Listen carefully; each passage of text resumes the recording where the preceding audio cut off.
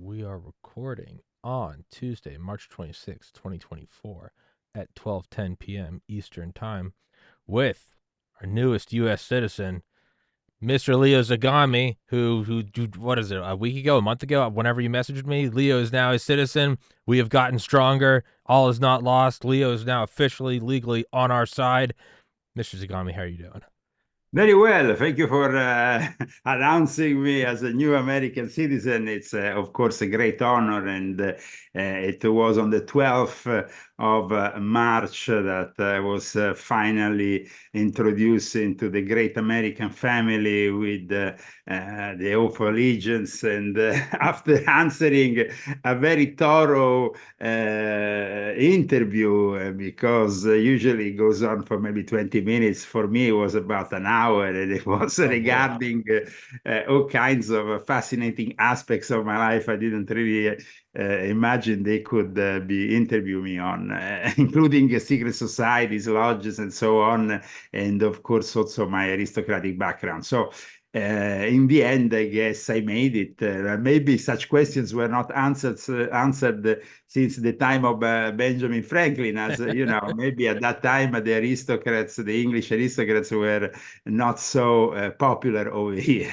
I guess that maybe we still have some problems with that. So they wanted to make sure I didn't have some kind of British aristocratic title connected to me, or Can so on.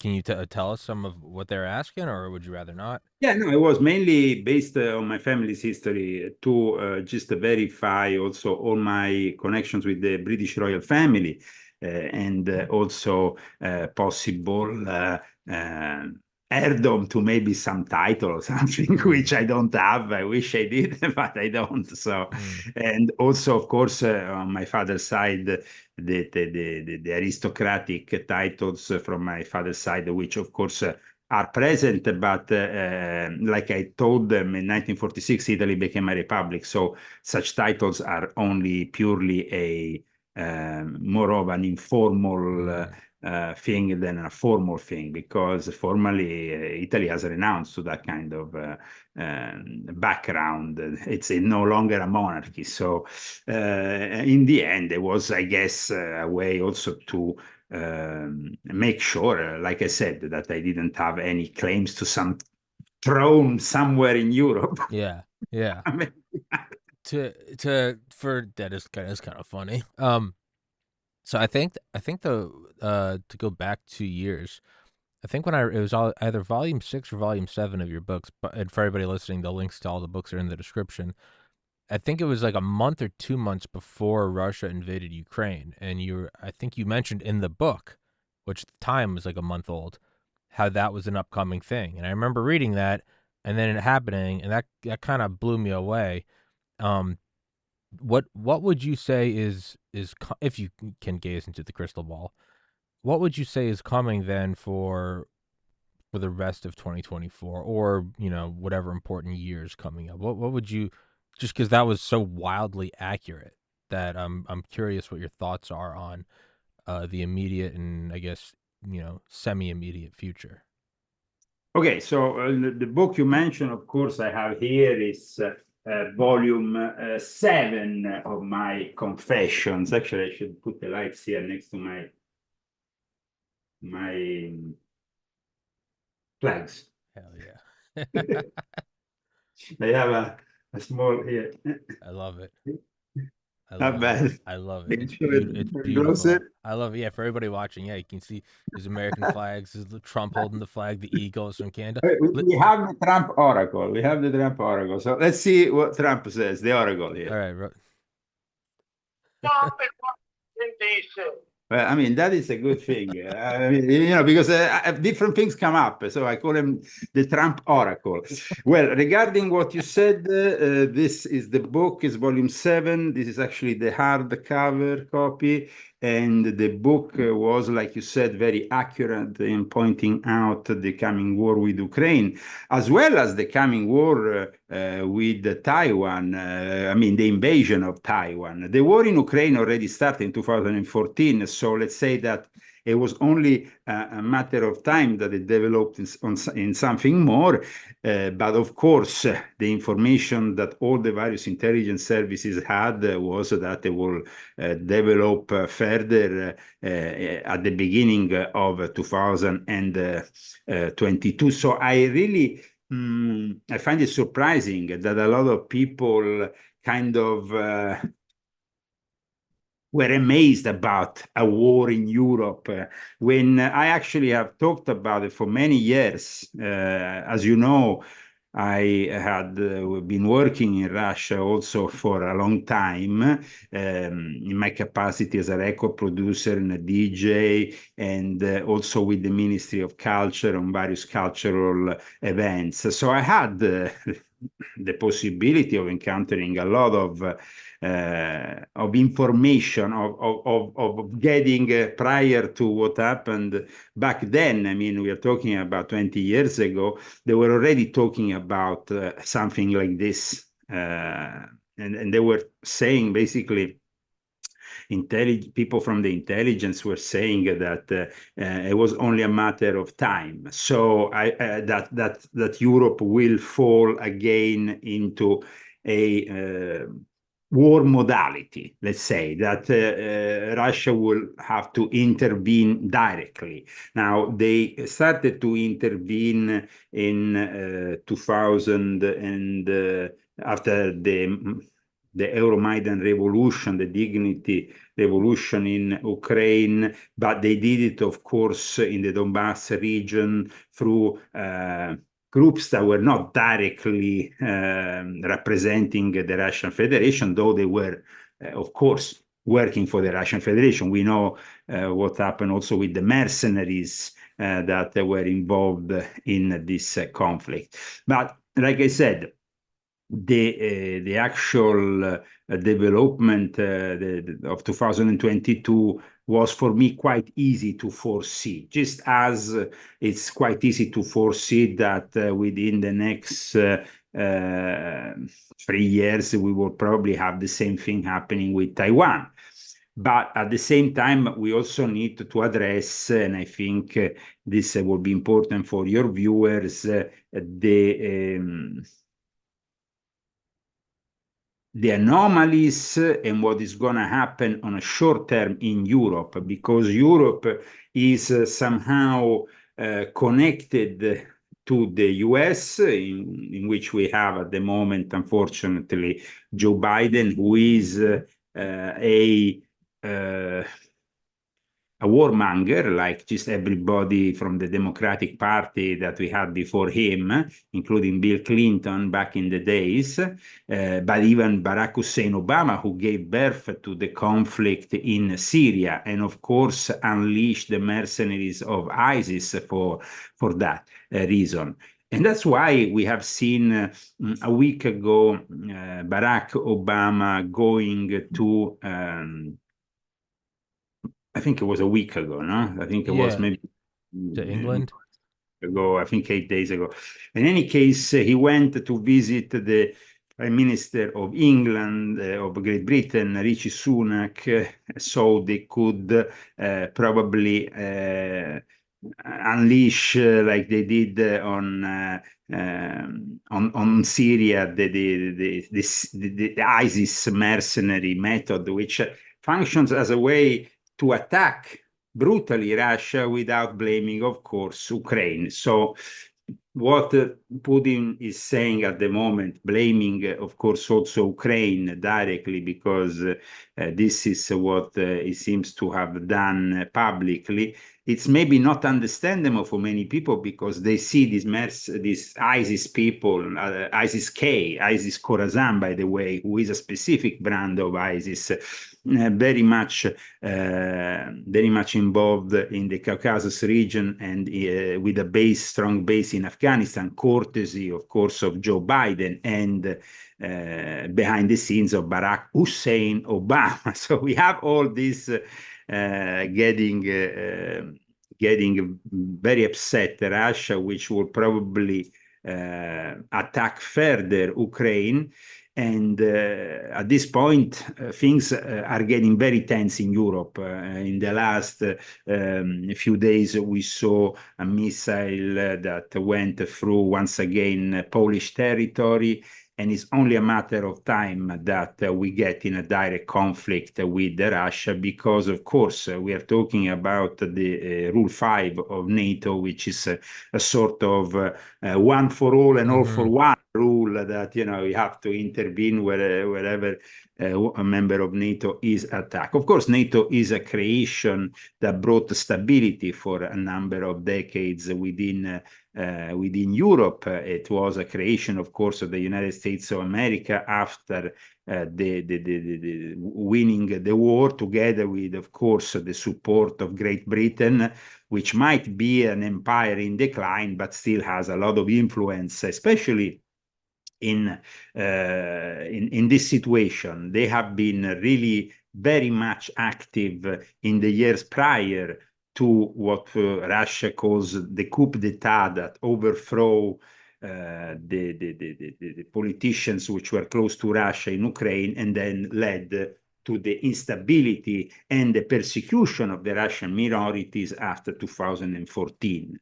So, in my book, volume 9, as you know, this book explains how the Ukrainian identity was almost artificially molded and crafted in 2 centuries by various secret societies connected to the Illuminati.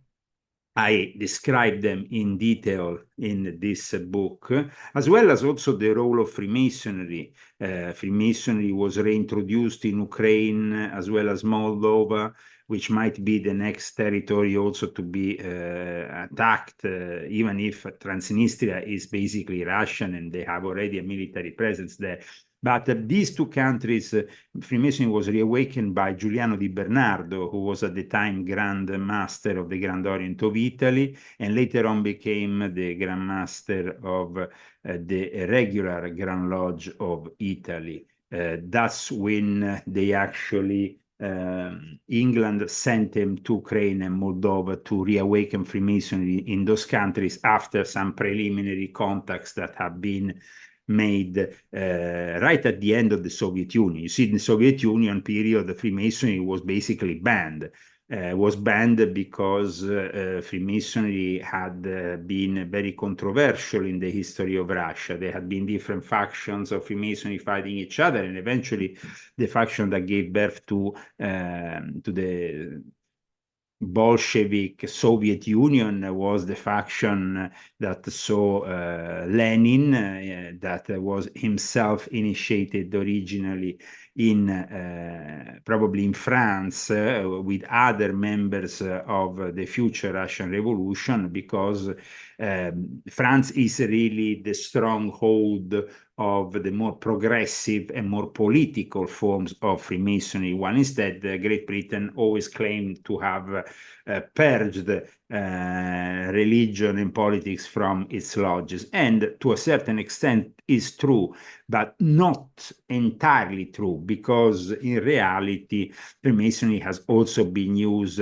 by the former British Empire, as well as the present Great Britain and the Commonwealth, for deals that at times have also helped Great Britain in its stabilization when there was clashes between various ethnicity and religions, and at the same time also in other countries.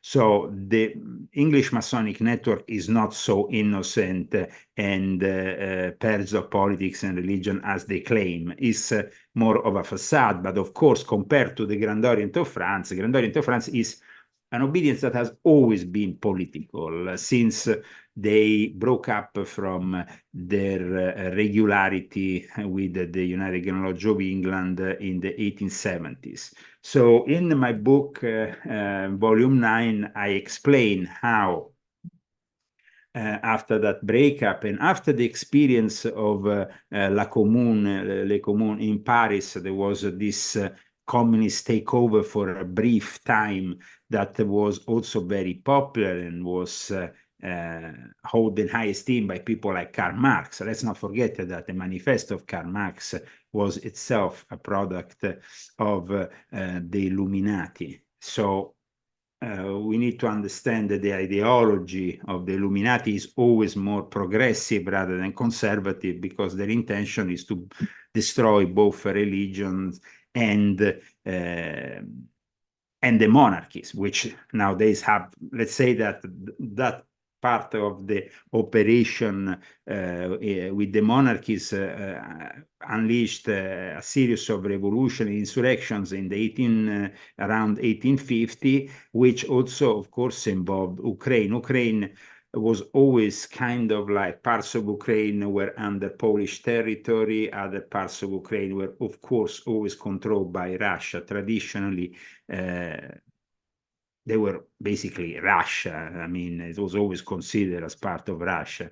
And we have Madame Blavatsky was born in Dnipro, Ukraine. So that is also very indicative, as Madame Blavatsky was definitely an agent of the Russian Empire, who also dealt, though, with its colleagues in the British Empire, and kind of function in a very ambivalent way in her work to expand what she founded with the theosophy. So at the moment, if you ask me what is to come, I would say if the tension increases as we are seeing in Europe, probably at one point we will see Europe becoming very soon completely involved in this war. And then once again, just like in the Second World War and the First World War, a full-on war in Europe means destruction, means transforming the whole of the European Union in a battleground. Now, nobody wants this kind of thing. A lot of people say that's not possible because there is nuclear weapons involved. France has also nuclear weapons, not only the US in many countries, because we know that there is a number of US bases in Europe, and there is, of course, even in places which don't have any nuclear arsenals like Italy, there is, though, nuclear arsenals there by the United States. So the situation is very tense. People at the moment tell me that there is a lot of tension in Europe. For that reason, in places like Italy, people are very scared. So this is what I sense at the moment. There is a lot of tension, and there is, of course, a lot of threats being made by Medvedev, who used to be, of course, the president, who is the closer politician to Vladimir Putin, who he basically always offers to the media when he wants to attack the West. He seems to be the more fierce one.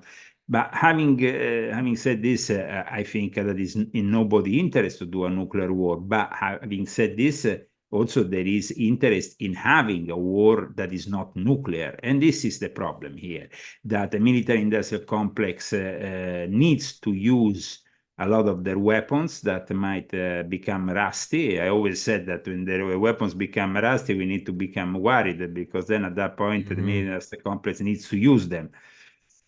So we see also the incapacity, though, at the moment of the United States of having the leading arsenal, because hypersonic missiles are not yet being fully developed here in the US, while instead they're already used in the Kinzhal.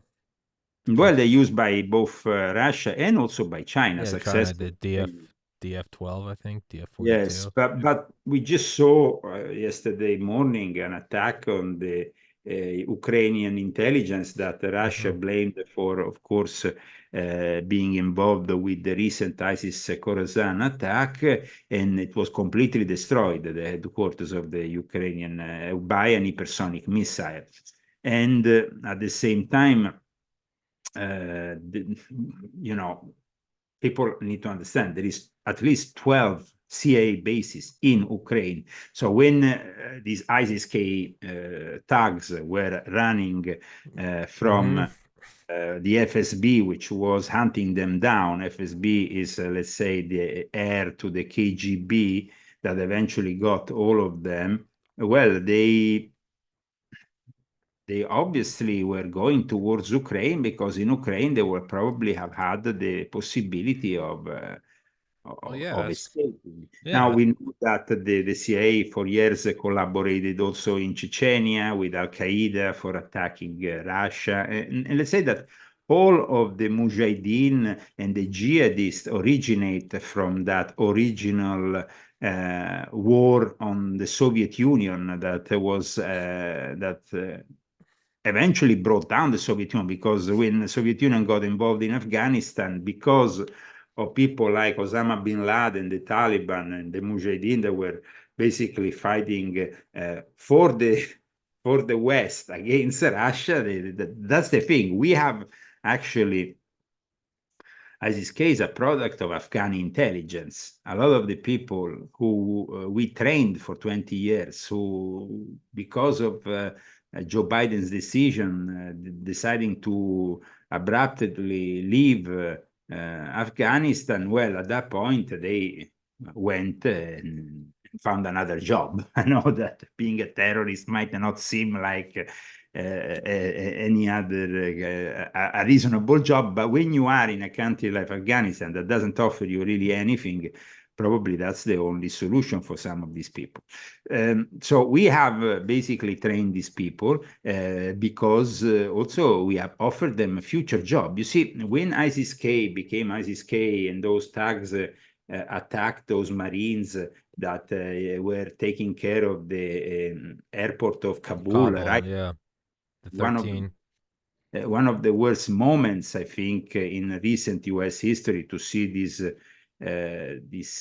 almost these kids, because they're really young, 18, 19, 20, yeah, 13 of them. dying out of this brutal attack. We have to remember that those ISIS-K operatives were instigated by the deep state, as we call it. We like to call it in various ways, but the deep state here is, of course, the military industrial complex and certain progressive left-wing elements that have taken over the NSA, the CIA, the FBI, and have weaponized such institutions against not only the supposed foreign terrorist threat, but against, as we have seen with the January 6th, against its own people. So we are, of course, dealing with a very bad situation. So this is in the immediate what's going to happen. Putin knows very well that this attack was not just the product of the Islamic fundamentalists, but it's also the product of the Islamic. That's why he blamed the Islamic fundamentalists. When we blame the Islamic fundamentalists, though, we have to understand the Islamic fundamentalists are a product of the West as well as a product of Islam. So it's a 50-50 thing. You can't just a second. It's not only the product of Islamic poverty, Islamic decolonization of Islamic countries, and a reaction toward that, a reaction to the Western, let's say, colonization or taking advantage. There is much more to it, and it's a much more complex issue. So that's why I will probably see you in a couple of months from now, and we will probably discuss all this with volume 10 of my Confessions, which will be largely dedicated to Islam. I didn't really up till now dedicate a book to this Yeah. subject because I really wanted to discuss it in detail and make people really understand all the nuances, the secrets that might be behind this this never-ending conflicts, conflict or conflicts, but it's a series of conflicts that end up being a conflict in the Middle East. So today, when we see the Houthi Shiites fighting and sabotaging ships in the Red Sea, who actually depend from China and Russia at the same time, claiming they are doing it because of Gaza, well, that is quite laughable.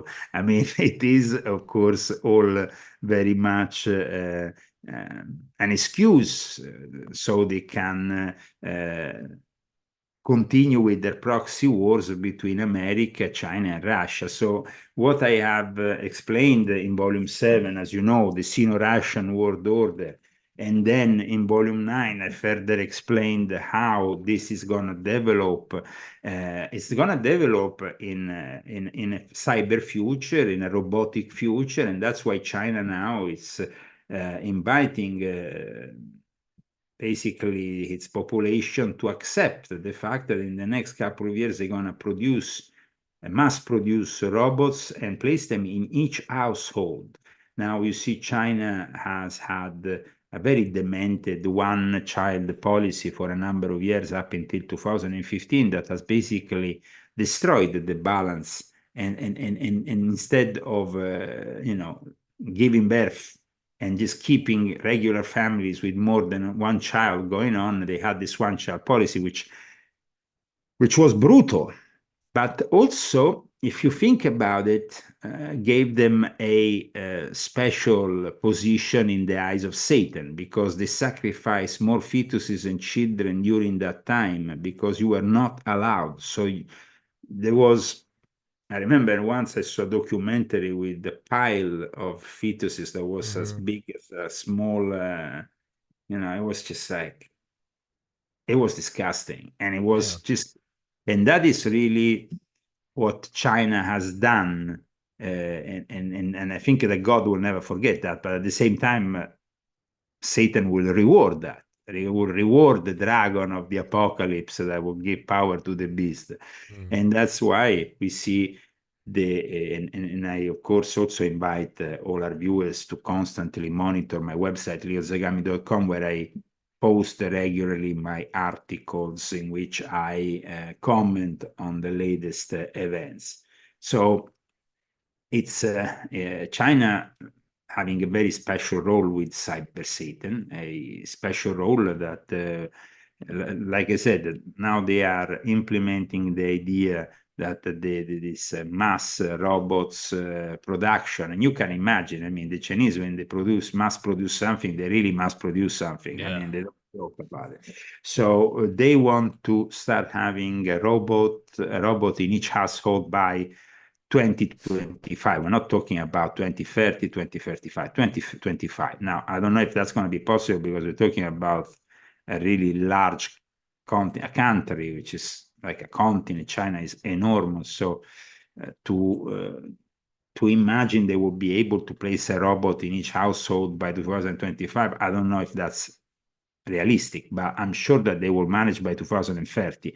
So that is the time in which China claims they will have the leading AI.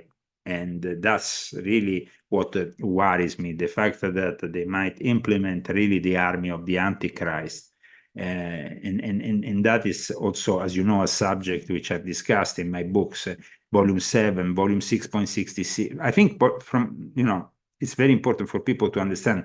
I wrote 3 books about Cyber Satan. You have read them 6.66, Volume 7, and Volume 9. Now, this is a trilogy dedicated to this problem that also points out on the fact that they use as a Trojan horse for their transhumanism development the fact that sick people, and we have seen a week ago Elon Musk parading the computer brain interface with the first patient who is a guy who is paralyzed, who can now finally play chess with his mind.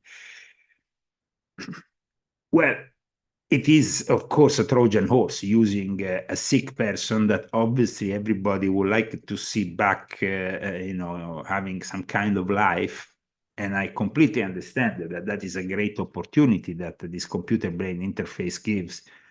But we know that that is a Trojan horse, that that is not really the intention ultimately of the New World Order for their computer brain interface. It's not only to help the person that has mobility problems or other kind of health issues.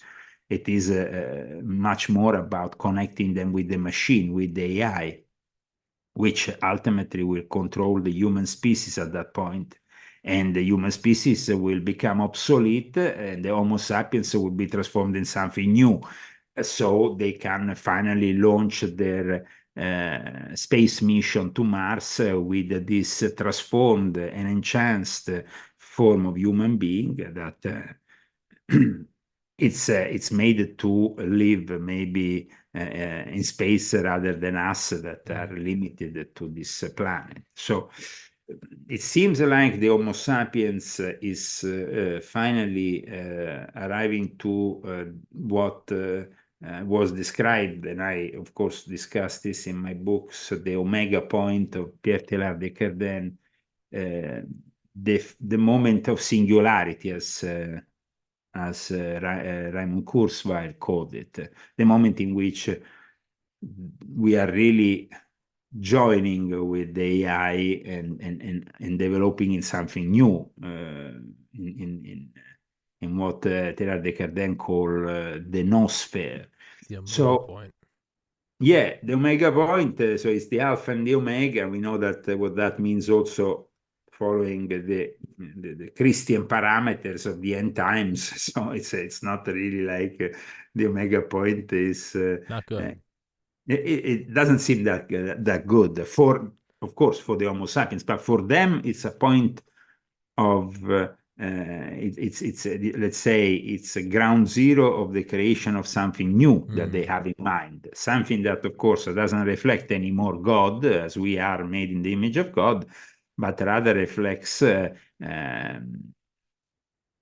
this monstruosity that will be made more in the image of Satan.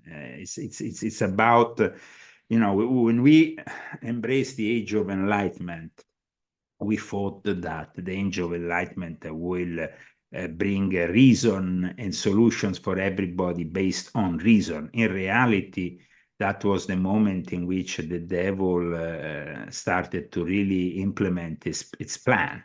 And that's why the Illuminati were the main protagonists of the Age of Reason. And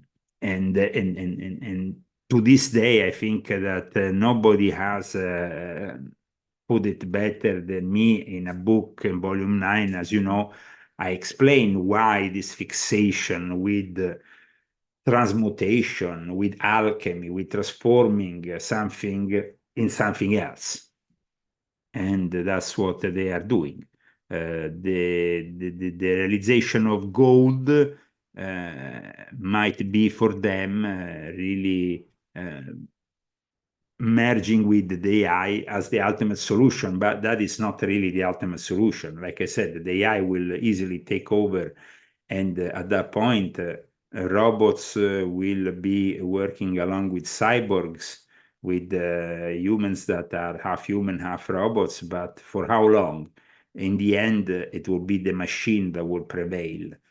Because the machine in the eyes of the AI resembles perfection, while humanity is something of a failure for the very evolved AI. And we know that by next year, the AI will arrive to a point in which maybe with one AI you can have a better reasoning and intelligence that the whole of mankind put together. That is a point almost of no return if you think about it, because what are we doing on this planet if not thinking, if not creating, if not writing like me, or doing anything, music, movies, everything is coming under attack, because soon we are no longer going to be the only ones that are able to produce this.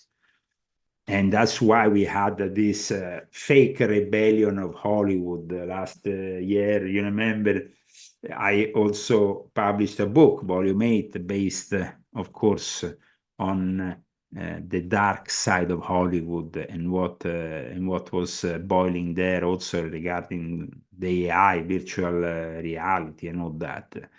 We are definitely facing unprecedented times, and regarding 2030, definitely that will be the moment of no return for some people, in which a lot of nations, including probably the United States, but depending, because the United States has has resisted all these attacks by the globalists before. The globalists that, of course, want to implement the policies that we see in the United Nations. But where is the headquarters of the United Nations? In a woke state of New York, in the city of New York, which is these days a big mess, courtesy of these people. But that's where the world government is basically based. Now, people can say that the United Nations are a failure, but they're not a failure in the eyes of the new world order, on the eyes of the people who have created initially the League of Nations and then developed these United Nations. Now, in Volume 9, as you know, I explain how the Theosophical Society was very much involved, very much in the foundation of the United Nations, right from the start. There was this connection with the Theosophy and with the Freemasonry at certain levels. So I invite people to read Volume 9 because I think that the United Nations have demonstrated that they are the most evil institution in the planet. I already talked about them in Volume 2 of my Confessions, if you remember. But in Volume 9, I also explained the role in propagating the Codex Alimentarius, the insect eating and all that BS, the lab food that will be mass produced for the hungry masses, while instead the elite keeps on growing their exclusive cows like Mark Zuckerberg in Hawaii, giving them some special kinds of food so they can have the most tasty form of meat. The rest of the world will be forced into eating some garbage. This is quite scary and quite frightening, really. So the United Nations also is the one which has participated in actively with their refugee program in the attack of the 7th of October in Israel. Now, this is very important to understand that the majority of the so-called alternative media for the past few months has sided basically with Hamas against Israel.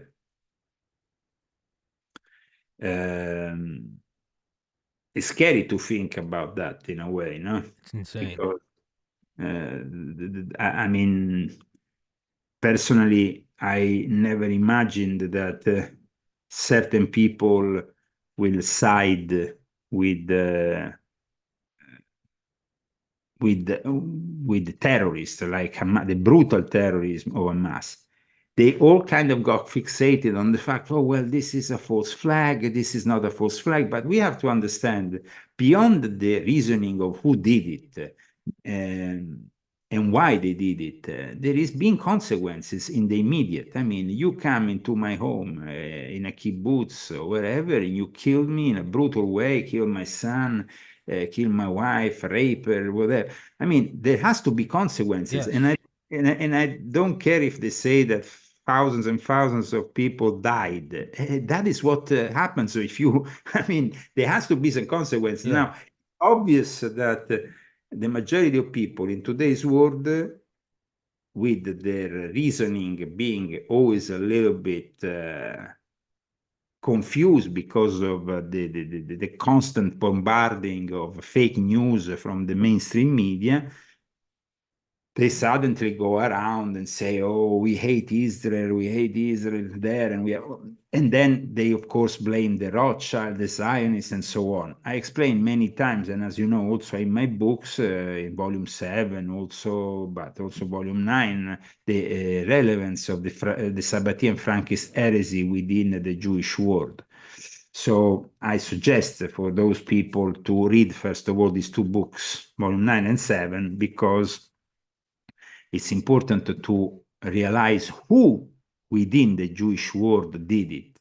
Otherwise, we become anti-Semites. We become against a whole race of people. Now, I'm not against all of the Arab world or all of the Jewish world, but when I see in the Arab world, in Gaza, the elementary school kids being brought up with videos to hate the Israeli neighbor, to hate the Jewish people, I mean, that is a point of no return. Yeah. So when they say we have to enter in Rafah, Netanyahu, of course, is getting a lot of pressure from America.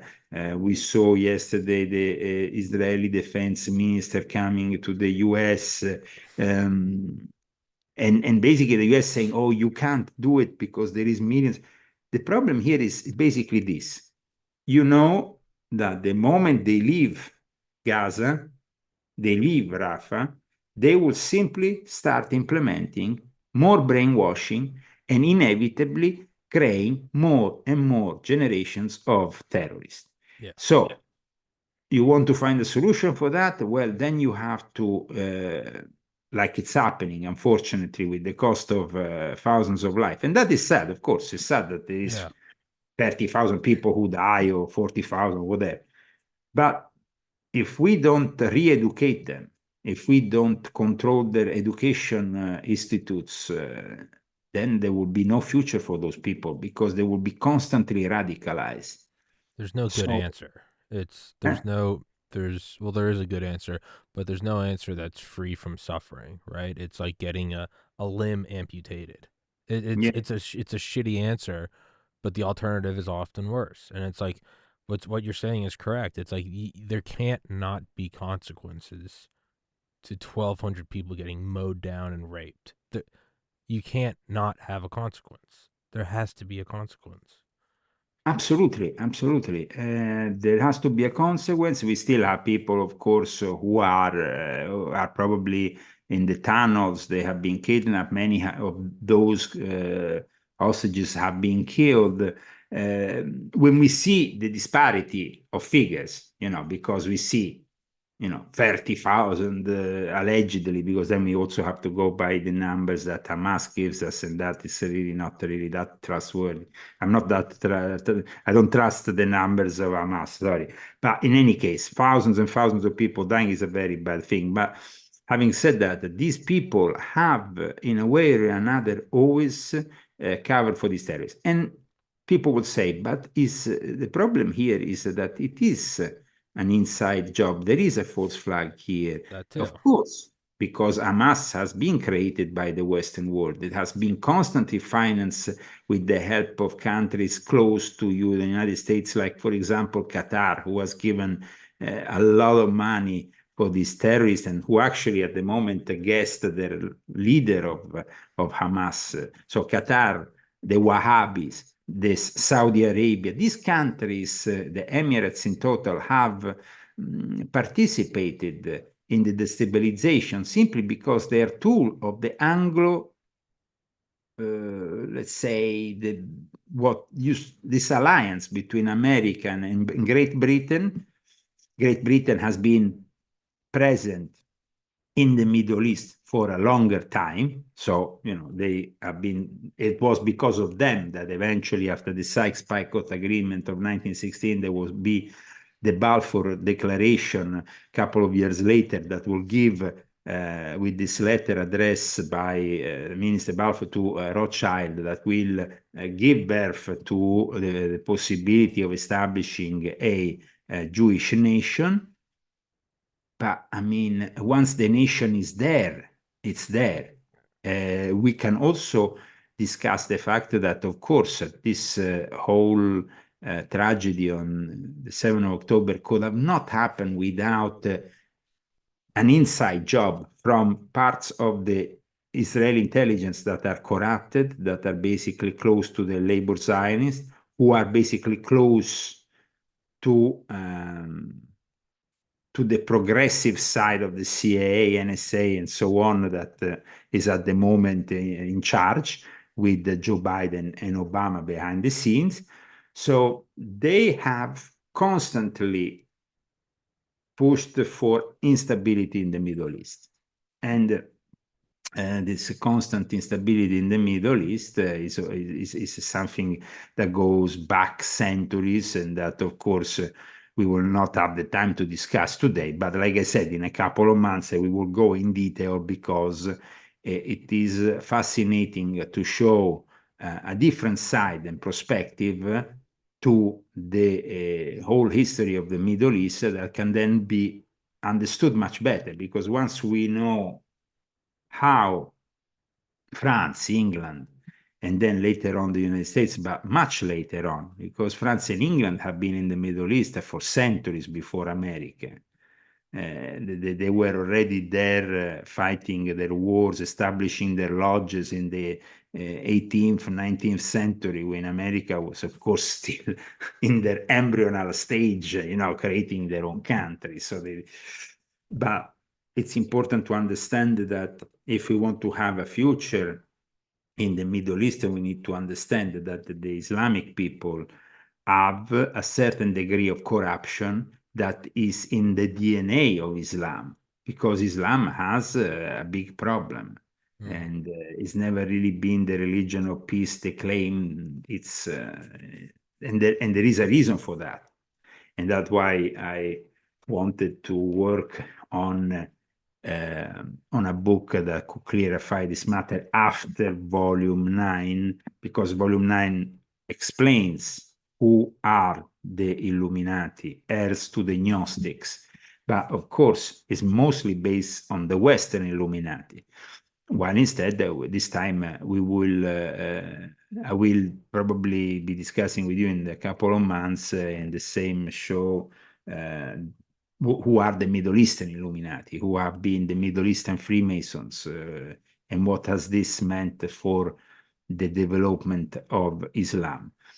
At the same time, we know that the Third World War will be partly generated by the instability on that part of the world. It's obvious. We also know that the work that I'm conducting is simply to give people awareness and reasoning about this whole mess. It's not about, probably at this point, aside from, of course, offering you some, like I did in volume 7 and partly also in volume 9, some small indications on how to maybe survive off the grid and establish yourself outside of the smart cities that are quickly developing under the control of cyber Satan. And the smart cities might now be only the main cities that are in the hands of the Democrats, but in a few years, the whole system might become much larger, as I explained in volume 9. We are looking to maybe a future in which the majority of the people in Congress will be simply replaced by the developing world of the AI. This is pretty scary, Yeah. because, it also, there is, unfortunately, no amendment in the Constitution that refers to the AI, Yeah. That's a because good the point. AI was, of course, established now between the 50s of last century and today. We are having the major development of this artificial intelligence. It wasn't in the mind of the fathers of this great nation that suddenly we could have a threat like that. So, but you have, for example, much weaker democracies that don't have a constitution like we have, which is the most incredible and amazing constitution in the world, that are already giving in to all the technocratic side of things. I just give the example where I come from, Europe. Europe is basically merging with technocracy, and it's becoming itself more and more technocratic, and at the same time anti-democratic. Every day we speak, they have even created now a law for the AI in Europe. The European Union has been the first parliament to move towards the implementation of rules and laws for the AI. But that means they want to control it, Mm. basically. That's why they are the first ones to move into that direction. Um, Everything at the moment that the European Union is doing is the reflection of the rise of the Fourth Reich.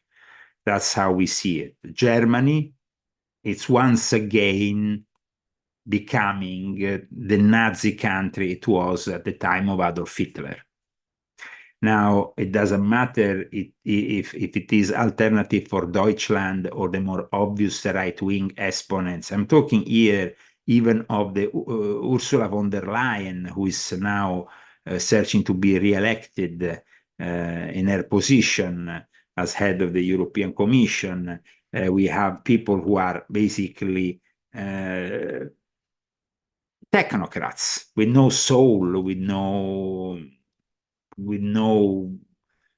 empathy, and they are constantly inviting the people of Europe to support this useless war against Russia that will inevitably bring them into war themselves. So, if you have any other questions, I think that the president of the European Commission, von der Leyen, represents the typical exponent of today's Nazis. I know it sounds a little bit obvious that she's German, and we are saying that she's a Nazi. It might sound a little bit obvious and a bit of, no, but it is the case. In volume 7 of my Confessions, as you know, I explain the rise of the Fourth Reich. I explain Klaus Schwab, who is himself a German professor, just like Adam Weishaupt. I explain also why Germany is so important within the structure of the Illuminati. Let's not forget that Germany is the place where the Rosicrucians came together. Then we have Adam Weishaupt's Illuminati. We have, of course, certain forms of Freemasonry, like the strict temper observance that came from Germany. So Germany gave birth to the actual structure of the Illuminati and their ideology. Because, Karl Marx, it's not like we're talking about somebody else here. We're talking about Germans now. So one doesn't want to be, I have German blood myself. It's not because I hate a specific race, but the Germans today represent, and from my last visit in Germany, I went to Berlin in 2018 with my wife. It was the first time my wife went to Berlin. I worked there for many years, and I was just going back there to meet some of my old friends by doing a DJ gig, as I used to do in the old days when I used to work there also in the radio, Kiss FM in Berlin, and so on. And I saw how the city has developed. I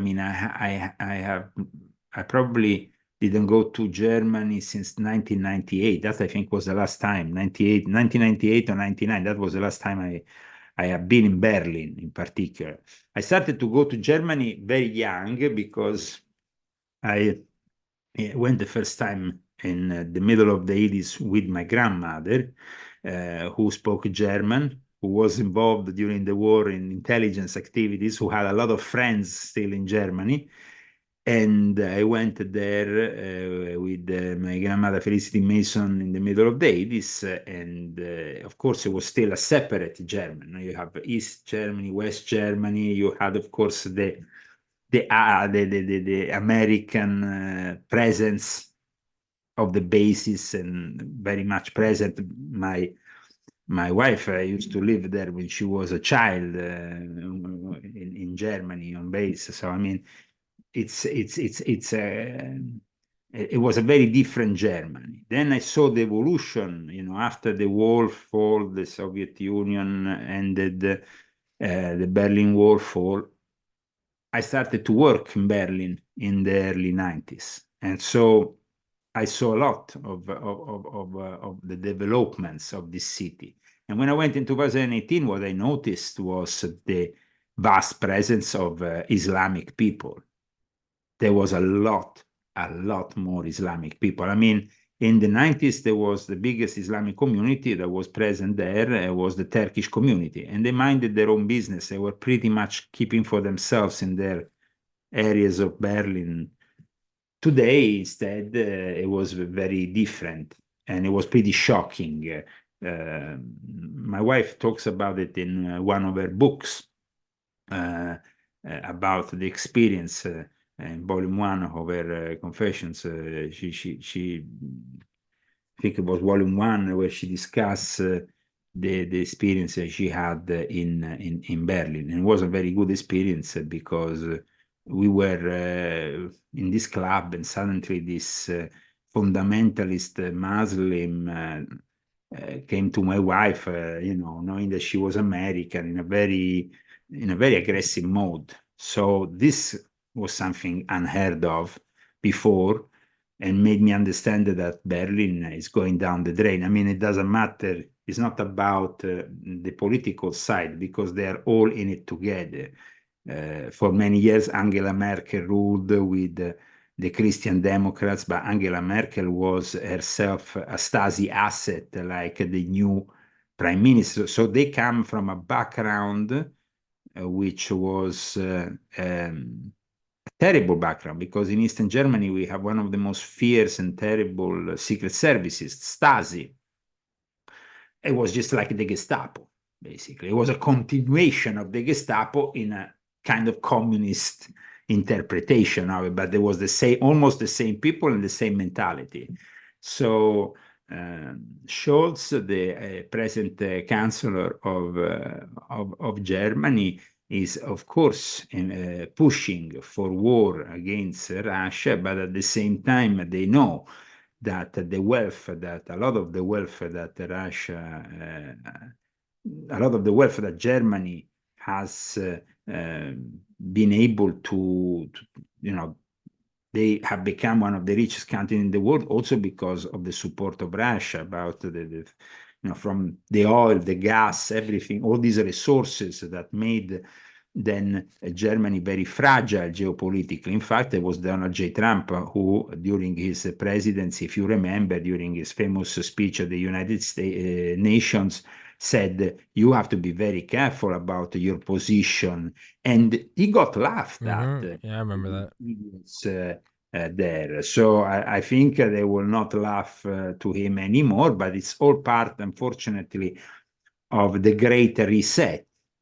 Germany itself, though, once it starts becoming more entrenched in social issues, inevitably tends to go towards the right, the extreme right, tends to want to be very conservative.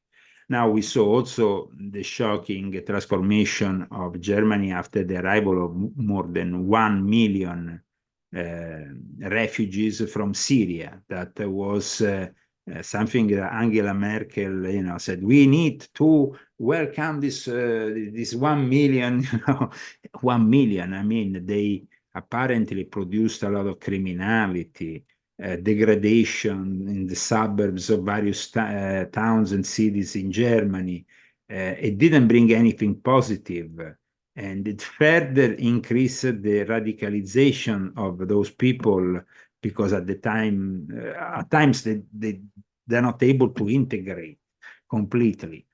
I noticed when I went to Berlin the last time that whole areas of Berlin were in the hands of the Muslims, and they kind of kept the same kind of, it was clear that they were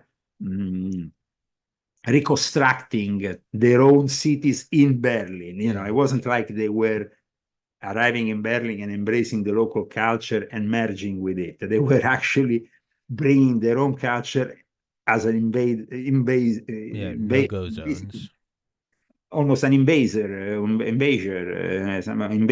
of cultures that are external and go. We are invited today to mix with all these cultures and try to integrate in the name of diversity, in the name of equity, in the name of all this bullshit that then in the end doesn't give the results that we want. I'm very glad that today we were able to discuss all this. But let's not forget that Karl Marx wrote, in fact, not only the manifesto that we all know, that was a product of the League of the Just, the Communist Manifesto, which is the political pamphlet written by Karl Marx and Friedrich Engels. But he also wrote the German ideology, a critic of the German ideology, which became also a very important book, that was addressed as a critic to modern German philosophy, and that became very important in the development of the German thought. Marx's historical materialism concept, the fact that he basically had a view that was at the same time atheistic, diabolic, satanic, and definitely was his shape. I mean, his engagement, his intellectual, philosophical engagement was based on that age of enlightenment, like I said earlier in the show, is actually something that sees the devil creeping in and being able to manifest itself. And between the 17th and 18th century, these global influences will be not only present in the Western world, but like we will see in the next interview, we will do also in the Muslim world. And then it created some big problems over there, because let's say that we were not able in the West to protect our Christian values, and eventually will become socialist and give birth to these left-wing monstrosities like the woke ideology. But if you think about it, like I wrote in volume 8, it is a product of the Frankfurt School that came from Germany. These people were eventually kicked out of Germany when their ideology was too, and they were brought here. I mean, while in the meantime, Nazism developed in Germany, and we know what happened with Nazism. So we have to keep an eye on what boils in the Athanor, as the Illuminati will call it, of Germany, to understand then the developments further on in the future of mankind. Thank you for having me on. And like I said, I will be back with you in a couple of months when we will be discussing volume 10. I look forward to it, Leo. Thank you. And yeah, send me an email when it's out. And God bless obviously, America. yeah, and obviously, yes, of course. Most importantly, Mr. Zagami, official Yes, U.S. citizen. Thank you so much, dude. absolutely. This is the greatest honor I ever had. It's for me, was after years of not really having a country, having left Italy, as you know, persecuted. I mean, for me, escaping from Europe was really like escaping from the Fourth Reich. Yeah, Now, people might say, oh, but it's not like this. I go there on holiday, it's so beautiful. No. Uh, One thing is to live there and to be a European yeah, citizen, which means their own property. And one thing is just to go there as a tourist. yeah, I much prefer to be an American tourist visiting Italy or visiting Germany or visiting these countries without being part of their hideous systems, because there was a reason why our father founders escaped from there and came to create this wonderful country over here. Those people never got it right. yeah, yeah. No, it's That good. needs to be clear. So people like Joe Biden and the Democrats, who instead want to kind of transform America into Europe, or California, the USA, because California is also built as a more European kind of state. Well, no, it's a nightmare. I will just continue to fight for the American values, and I will invite all my fellow Americans to do the same, especially with the next elections in support of Donald J. Trump. So God bless America. Hell yeah, Leo. So happy. I'm so proud of you. And guys, please go into the description. You can find his Twitter, his website, Volume 9, and all the other volumes, as well as his podcast on iHeartRadio. Leo, till next time, brother. Thank you so much. Take care, everybody. God bless. Bye. And much Recording love. Thank you so stopped. much. Peace.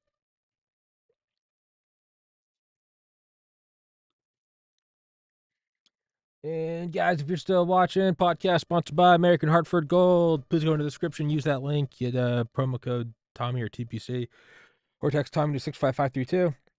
Get a chance to win $5,000 of silver. This right here is 100 ounces of silver. It's about $3 grand. So you're looking at roughly two of them. I have a second one right here. Yeah, and this is my own silver. This is not from them. It's because I actually do believe in that. I do invest in that because I suppose I am just paranoid. I really, really, really, really have to go to the bathroom right now, so we're gonna do it as quickly as we can. Heaven's Harvest prepper food, 25-year shelf life. Go put it on your shelf so you can have some food during the apocalypse, or when you're drunk and you want some freeze dried raspberries. I don't know. Prismatic Energy, also in the description. Use promo code Tommy, get 10% off. Some of those batteries go up to $30,000. 10% is $3,000. That's not nothing, buddy. And the Wellness Company. Use the link in the description. Promo code. It's they're all Tommy or TPC. I don't know. Use the links in the description. All your vitamins and supplements and all that good shit. Or you can use PayPal, Cash App, Locals, Patreon, or you can super chat the live show and blah blah blah blah blah blah blah blah, blah and all that good stuff. The merch, the artwork, it's all in there. Those are all my Photoshop designs. My bladder is going to explode. I have to use the restroom. All right, guys. Thank you so much for watching. Much love. Peace.